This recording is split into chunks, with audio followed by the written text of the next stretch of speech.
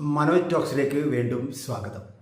ഇന്ന് പുലർച്ചെ നടന്ന രണ്ടാമത്തെ മത്സരത്തിൽ അർജന്റീന ജോർദാനെ 3-1 പരാജയപ്പെടുത്തി.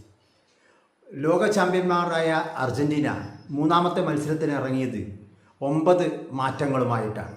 കോച്ച് സ്കലോണി തൻ്റെ സീനിയർ താരങ്ങൾക്ക് ബെഞ്ചിൽ ഇരുത്തുകയും പുതിയ ടീമിനെയാണ് അവർ രംഗത്തിറക്കിയത്.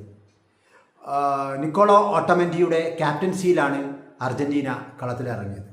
ജോർദാനാകട്ടെ ഓൾറെഡി ലോകകപ്പിൽ നിന്ന് പുറത്തായതുകൊണ്ട് തന്നെ അവർക്ക് വലിയ പ്രതീക്ഷയൊന്നും ഉണ്ടായിരുന്നില്ല.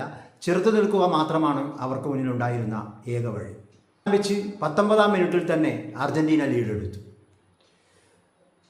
ലൊസൻസോ 19-ാം മിനിറ്റിൽ മനോഹരമായ ഒരു ഫ്രീ കിക്കിലൂടെ അർജന്റീനയുടെ ഗോൾ നേടി.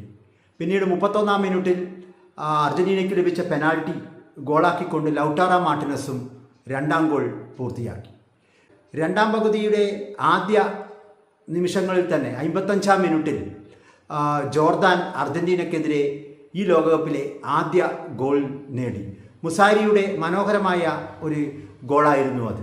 പിന്നീട് ജോർദാൻ സമ്മർദ്ദം ചെലുത്തിയെങ്കിലും 60-ാം മിനിറ്റിൽ ലയണൽ മെസ്സി കളത്തിലെത്തി.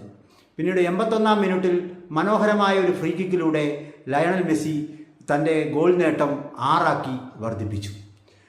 ലോകകപ്പിൽ ഏറ്റവും കൂടുതൽ 7 ലോകകപ്പുകളിലും ഗോൾ നേടുന്ന താരമായി, അതായത് തുടർച്ചയായിട്ടുള്ള മത്സരങ്ങളിൽ 7 ലോകകപ്പ് മത്സരങ്ങളിൽ തുടർച്ചയായിട്ട് ഗോൾ നേടുന്ന താരമായിട്ട് ലയണൽ മെസ്സി മാറുകയും ചെയ്തു.